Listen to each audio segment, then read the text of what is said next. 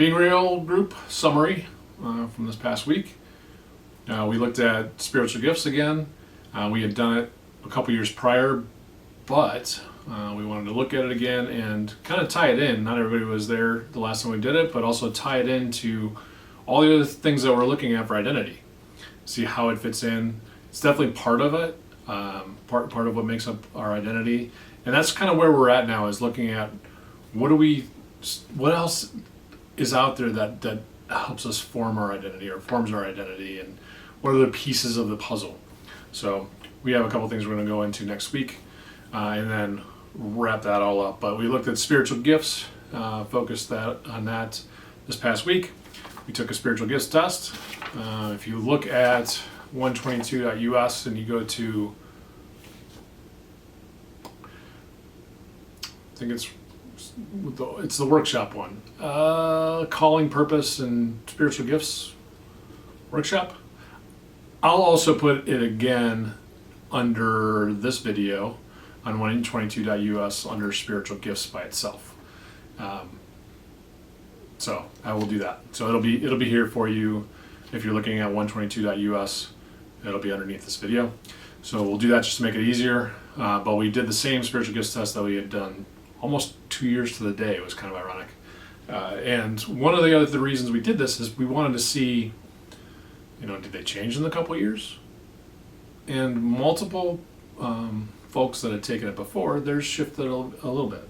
Mine shifted and a couple others did as well. So that also shows that you're gifted in ways at specific times or for specific reasons. And based on what you're doing, those spiritual gifts, some of them will be stronger than others. For instance, there are a couple of people that are in the group that are teaching like Sunday school or something. And when you teach, some other stuff comes along with that. Administration maybe, potentially if you're organizing your lessons, doing things like that, or faith. The teaching obviously is one of them. For me, teaching's never super high. It's like a mid-tier kind of thing, because my style's not that, and I know that. That's just not how I'm gifted. I'm gifted in other ways, like in leadership. So, and that comes into play in how I facilitate this group. So it's really important to know those things, because that helped me understand I'm not supposed to just be a teacher, not just a teacher. That came out wrong, but I can't use the same approach somebody else would, because I'm not gifted in that way, or that's just not how I'm supposed to. So understanding your gifts and then being like, well, you're calling me to do this, or I feel the need to do this, or however you want to say that, but I'm not gifted in teaching. I'm a prime example of somebody that wasn't primarily gifted in teaching, but I'm now over 2 years into this group. I've also run other small groups. So, it's not don't put yourself in a box. That's what I'll say. And if you have a calling, there's a reason you have a calling. And a lot of times you're probably just trying to come up with excuses not to do it, like I did. Anyway, we'll just shove that aside. Okay. So we went around and we found that out, so everybody took the test. It takes like 45 minutes to take the test. It's 105 questions. And then you have to transfer all that stuff to a scorecard, and then you have to add that all up. So this is the longest one. The other test that I've done, this is like the first one, week 11 doing this. We did it and it took a long time. And that might have been part of the reason that I tried to find the shortest tests possible that are still accurate. I kind of forgot about that because it's been a couple years. There might be some shorter spiritual gifts tests, but this is a really good one. And I know I tested it at the time. I went through multiple ones, and this was the one I found. So it's 105 questions. Just know it's going to take you some time. Probably 30 minutes on your own, but it'll take you some time to go through that. The other thing that we did, and this is the same thing we did last time. After we take the test, we kind of go around the room and say, what were your top 3 or 4? Because if you have 2 that are add up to one's 33, one's 31, and then there are 2 29s, well, those 4. Okay, but if you're looking for the top 3, not just one usually, but also it's okay if you only have one really strong one. We all have at least one. You don't have to have 5 or 10 or whatever. What we found is the people that are more involved in like teaching or leading or something like that, they tended to have more spiritual gifts. They test a bit higher because you're using multiple gifts in that scenario, and they were gifted and prepared to do that. Probably the best way to say that. So yeah, we went through and talked about all the different ones, and common denominator, ironically, in the top 3 of everybody's was faith, except for mine. That wasn't my top 3. But it wasn't my top 3. But that was a consistent one. It's kind of interesting that that's a consistent one. That was a consistent one through the group, and those are also the people that are consistently at the group. I'm sure that's just a coincidence. Okay, so then we talked about the difference between gifts, talents, and abilities, and wrestled with that a little bit, which you always do. It's kind of hard to differentiate, but it's very important to differentiate. And I'll go through that real quick. This is kind of the shortest version that we came up with.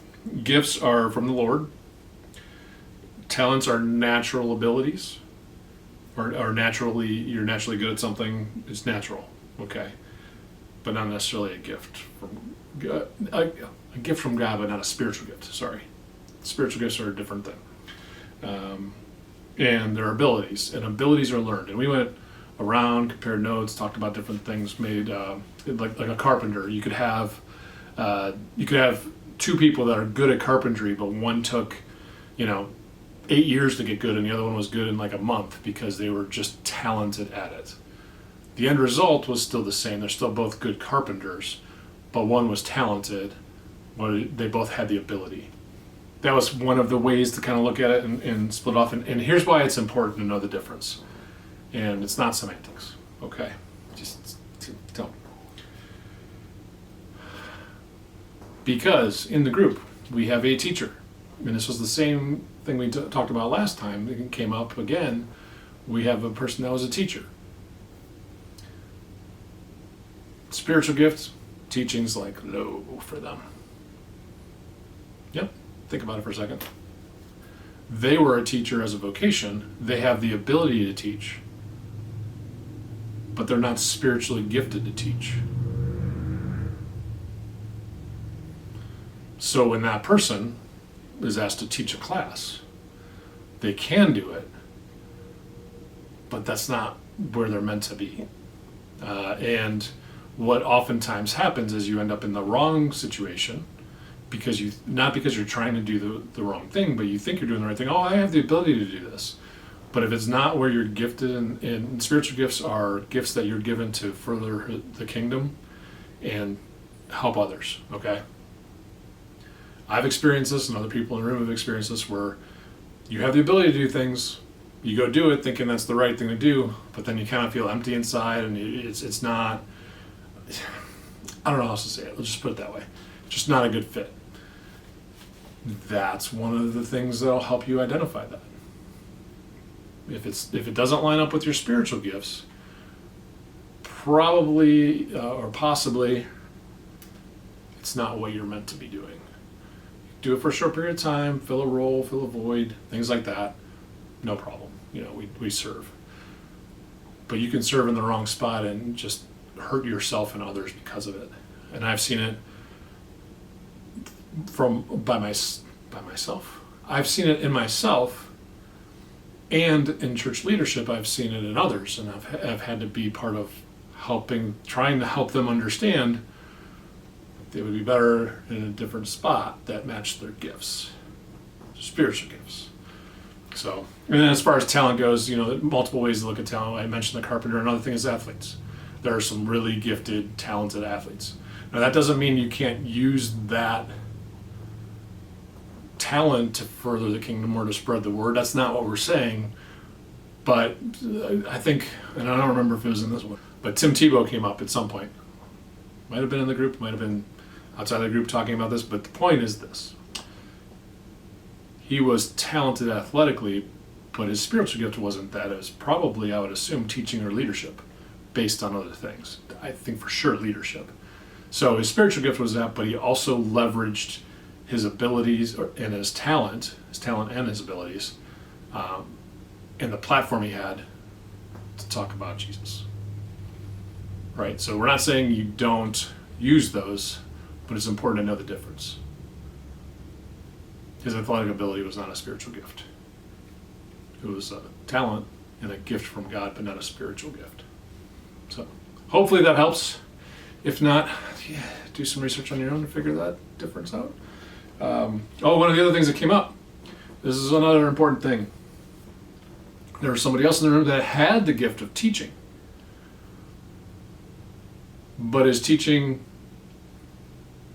to a level of folks that they don't connect with. So even if you're working within your spiritual gifts, you may not be in the right place. Not gift-wise, but just physically in the wrong place. That person is better potentially using that gift in an older person setting. We'll say it that way. So still have the gift, but there are nuances within that gift, right? It's not like if I have the gift of teaching, I can teach anybody. No, that's not how it works. There's other things that come into play, but it helps you have that understanding or that idea of that being a direction for you. So there are still other things you need to figure out. This is not an end-all be-all by any stretch. It's just a guide, a way to kind of quickly help you go, oh, maybe I should look at something related to that. And then if you get into it, you're like, oh, man, these kids are driving me nuts. I'm just using this as hypothetical, and I'm just not getting through. Maybe it's just shifting to a different age group. Same, spiritual gift. And you know that because you take a spiritual gift inventory and you can, instead of being like, no, teaching's not for me and walking away, even though that's your gift, if you don't know that that's your gift, you might teach a class and be like, oh, this doesn't work at all. I'm just using that as an example. And nobody said that in there, but I'm just using that as an example of you can easily go down the wrong path or think you're doing the wrong thing. You could also do the other where you're like, oh man, I'm really good at this, so I should do this. You could be an accountant and do treasury stuff for people, but that's not your spiritual gift. That's an ability you have. But you can get that confused and maybe not using your spiritual gifts that you should be using in other ways. Technology, whatever. There's a bunch of different ways you can go about it, but that's really just something. I'm just trying to give you different scenarios and different things to help make it real. And let's see what else. I think that we covered that. And it's always who before what. I don't know if we said that in there, but what we're doing with identity, we're focusing on who before what, and who before what is not only ourselves but also who we're doing it for. Before you figure out what to do, you have to know who you are, and spiritual gifts are part of knowing who you are. And there's some videos. I'll put the video here as well, under 122 spiritual gifts that we watched that kind of describes the different gifts. Now here's the other thing with spiritual gifts, which I probably should have said earlier, but it's okay. Different people have different views of what spiritual gifts are and aren't.